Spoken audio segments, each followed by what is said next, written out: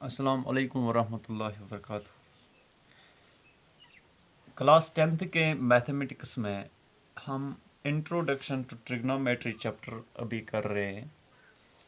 इसमें पहली एक्सरसाइज के 5 क्वेश्चन हमने मुकम्मल किए थे और आज छठा क्वेश्चन करने जा रहे हैं। ये क्वेश्चन बड़ा इंटरेस्टिंग है। इंटरेस्टिंग इन द सेंस कि ये बहुत ही आसान क्वेश्चन है और आसान होने के साथ साथ हमारे पास बहुत से ऐसे तरीके हैं कि जिनसे हम इस क्वेश्चन को सॉल्व कर सकते हैं। पहले हम क्वेश्चन देखेंगे कि है क्या। क्वेश्चन दिया गया है कि if angle A and angle B, ये दो एंगल्स है एक ट्रायंगल के, are acute angles such that cos A is equal to cos B. ये हमें वहीं से दिया गया है कि कॉस ए का वैल्यू जो है वो कॉस बी के बराबर होगा। Show that angle A is equal to angle B. We have to show that angle A is equal to angle B.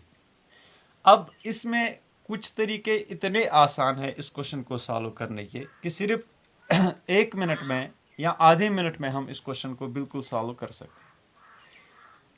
और कुछ तरीके ऐसे हैं कि जो हमें सॉल्व करने के साथ साथ समझ भी आता है कि हम कैसे कौन से स्टेप्स कर रहे हैं और उसमें एक जियोमेट्रिकल कंसेप्ट भी हमें मिलता है। तो अगर जो हम कॉमन इसमें प्रोसीजर करते हैं सॉल्यूशन निकालने के लिए, वही पहले कंसिडर करेंगे कि हम एक ट्रायंगल लेंगे। Let this be a triangle in which there are 3 sides, one is A, another is B and another is C। तो इस क्वेश्चन को सॉल्व करने के लिए सबसे पहले हम यहाँ पे एक परपेंडिकुलर ए बी पे डालते हैं, ठीक है ना। इसका नाम let it be C D. तो ये स्टेप पहले आप जहन में रखेंगे कि we have considered a triangle A B C which is having C D perpendicular to A B, ठीक है ना। तो इसका मतलब क्या हुआ कि ये ए डी सी एक राइट एंगुलर ट्रायंगल बन गई और बी डी सी चेयरमैन ये भी एक राइट एंगुलर ट्रायंगल यहाँ पे बन गई। तो पहले आप इस स्टेप को जहन में रखें। इसके बाद हम देख लेंगे कि अगर हम ये दो ट्रायंगल्स अलग अलग से बी डी सी और ए डी सी कंसिडर कर लें, ठीक है ना। हमें दिया गया है कि कॉस ए करली ब्लैक हियर मीन्स बेस और परपेंडिकुलर, ये होगा कॉस बी के बराबर। इसका मतलब क्या होगा कि अगर हम लें इसमें कॉस ए, ठीक, तो इस ट्रायंगल में बेस आती है एडी, ठीक। तो एडी और divided by hypotenuse, cos a का मतलब हुआ करली black here base over hypotenuse, और इस ट्रायंगल में बेस है एडी एंगल के साथ जो अल्टरनेट साइड है, और इस ट्रायंगल में ही जो हाइपोटेन्यूज है वो है ए सी, यानी कॉस ए के बदले हम लिखेंगे एडी बाई ए सी। इसका मतलब क्या हुआ कि ये किसके बराबर है, कॉस बी के बराबर। इस ट्रायंगल में अगर हम थीटा बी लें तो बेस आएगी बी डी डिवाइडेड बाय जो इस ट्रायंगल में हाइपोटेन्यूज है दैट इज बी सी, ठीक है ना। अगर A D by A C B D by B C के बराबर है, इसका मतलब क्या हुआ, इसका मतलब ये भी हुआ कि अगर मैं यहां पे ए डी ये बी डी यहां पे डिवीजन में लाओ, डिवाइडेड बाई बी डी लिखो, A D by B D, तो ये मुझे किसके बराबर आएगा, ये ए सी इस तरफ चला जाएगा, a c divided by B c, ठीक है ना। हमने क्या किया एक्चुअली, ये बी डी यहाँ लाया और ए सी यहाँ पे लाया, और let it be equal to, हम कंसिडर करते हैं let it be equal to any letter, let it be equal to X और के, जनरली हम के लेते हैं। अब इस चीज़ से हमें क्या पता चला, इस चीज़ से हमें ये पता चला कि अगर हमें सिर्फ ए डी का वैल्यू चाहिए होगा, ए डी का वैल्यू, ठीक है ना। AD का वैल्यू हमें क्या मिलेगा, एक तो ये AC बाई BC, तो उसका वैल्यू क्या है, उसका वैल्यू है x। हमने लिया है AD AC बाई BC और AD बाई BD का वैल्यू हमने लिया है x के साथ साथ इसमें ऐड हो जाएगा BD, यानी x इंटू BD। यहाँ पे आप देखिए ये AD जो है ना किसके बराबर है, एक x, ये x के बराबर है पूरा, और इसको मैंने मल्टीप्लाई किया किससे, BD से। अगर मैं यहाँ पे लिखूँ कि AD is equal to AC divided by BC into BD, ठीक है ना। तो AC बाई BC के बदले यहाँ पे मैंने लिखा x, ठीक, और x इंटू BD। तो ये मुझे मिला किसका वैल्यू, AD का वैल्यू। AD कौन सा साइड है इसमें, ये base of the left hand side जो हमारे पास ट्रायंगल है उसका लेफ्ट हैंड साइड है, ये उसकी बेस है। अब हम अगर इस ट्रायंगल में, इन दो ट्रायंगल्स में पाइथागोरस थ्योरम अप्लाई करेंगे यूजिंग पाइथागोरियन थ्योरम।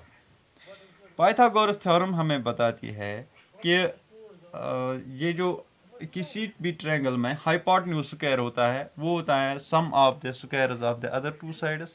तो अगर मैं इस ट्रायंगल में ये परपेंडिकुलर लूँ CD स्क्वायर किसके बराबर होगा, ये होगा AC square minus AD square.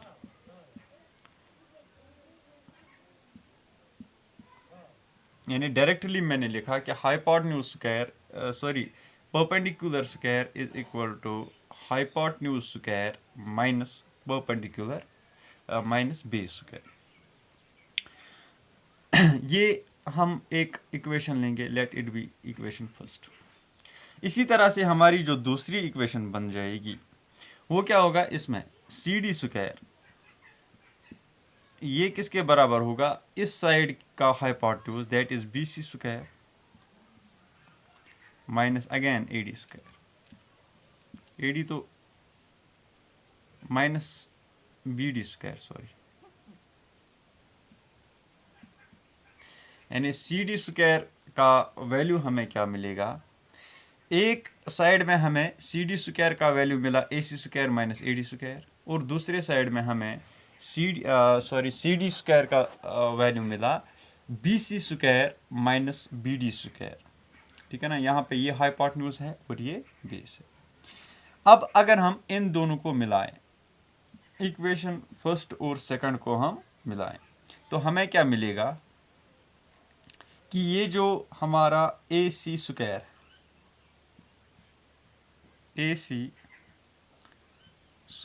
Minus BD square,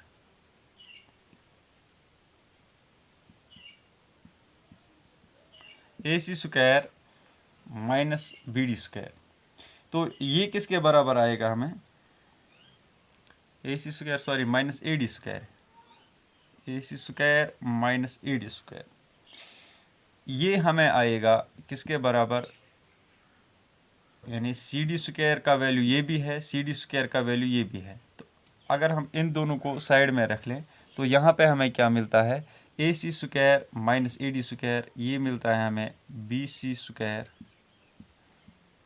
minus BD square के बराबर, ठीक है ना। इसको पहले आप जहन में हटाइए, ये CD स्क्वायर आप जहन से हटाइए, तो हमें ये मिला, क्योंकि ये भी CD स्क्वायर के बराबर है और ये भी CD स्क्वायर के बराबर है, AC square minus AD square हमें मिला BC square minus BD square, ठीक। तो इतना पहले आप जहन में रख दीजिए। अब चूंकि AC square minus AD square का वैल्यू वहाँ पे हमें क्या मिला था, KB हमने x लिया था, x इंटू, अगर आपको वो पुराना स्टेप याद होगा, x इंटू BC स्क्वायर। यहाँ पे बोर्ड का साइज भी छोटा है तो मैं पूरा वो मतलब जब तक मैं रब कर लूँ तब तक मैं नेक्स्ट स्टेप नहीं लिख पा रहा हूँ यहाँ पे। तो x इंटू BC स्क्वायर, इसमें से हमें AD स्क्वायर, और AD का वैल्यू हमें क्या मिला था, x इंटू BD स्क्वायर, गालिबन यही मिला था, x into B D square, ये दोनों का स्क्वायर है, एक्स स्क्वायर का भी और बी डी स्क्वायर का भी। ये किसके बराबर हमें मिला यहाँ पे, बी सी स्क्वायर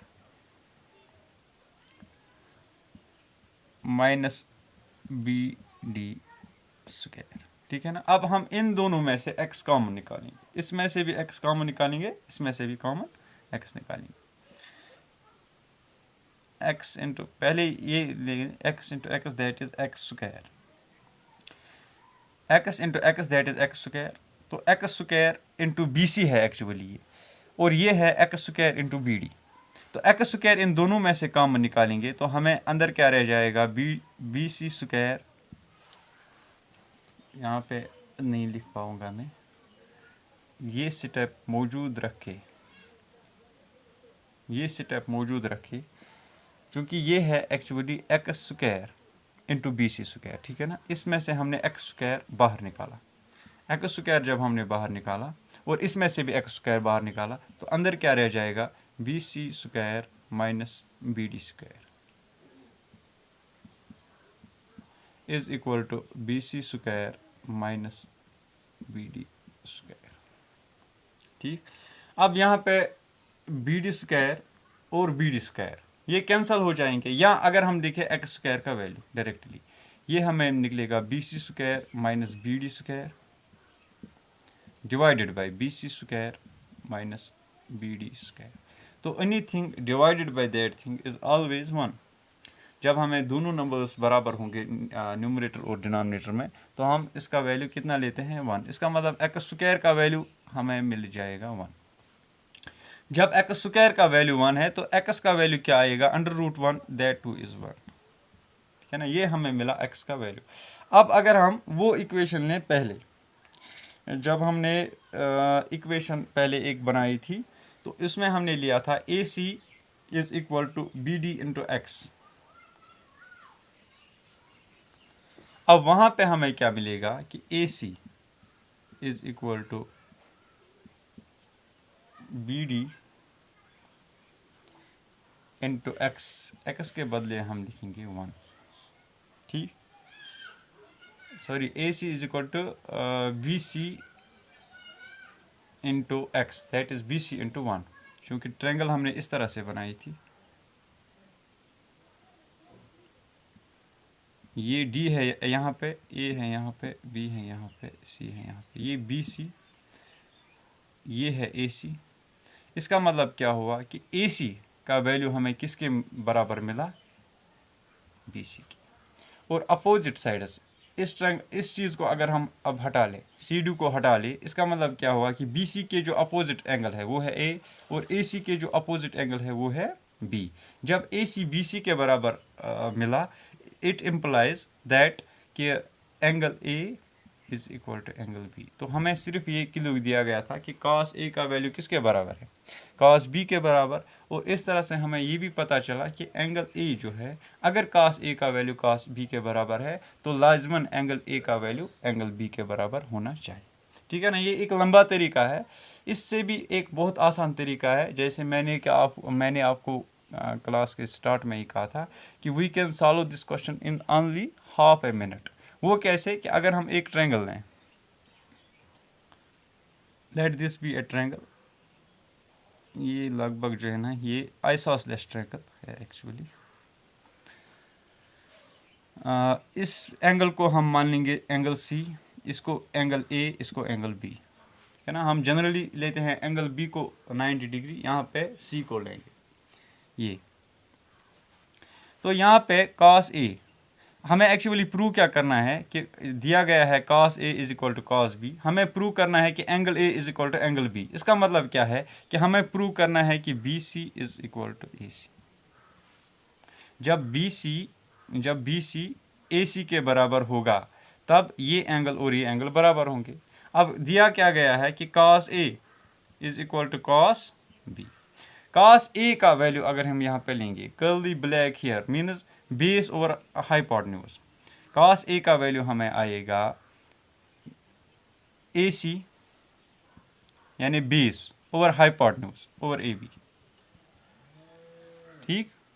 ये कॉस ए का वैल्यू है और ये कॉस ए कॉस बी के बराबर है। अब हम थीटा लेंगे बी और जब हम थीटा बी लेते हैं तो यहाँ पे कॉस बी का वैल्यू क्या आएगा, बेस और हाइपोटेन्यूज। अब ये साइड बेस बन गया, means it is B C divided by A B. A B तो दोनों में कॉमन है, ठीक है ना, ए बी दोनों में कॉमन है। यहाँ हम ऐसे लिख सकते हैं कि a c into a b is equal to b c into a b. ये इसको इस साइड में लेके चले गए, इस साइड इसको इस साइड में लेके चले, ए बी और ए बी कैंसिल हो जाएंगे, तो यहाँ क्या रहेगा, a c is equal to b c. तो ये प्रूव हो गया, means angle A is equal to angle B. तो लिहाजा ये तरीका बहुत आसान है, लेकिन बेहतर तरीका वही है, उसमें हमें कुछ सीखने को भी मिलता है।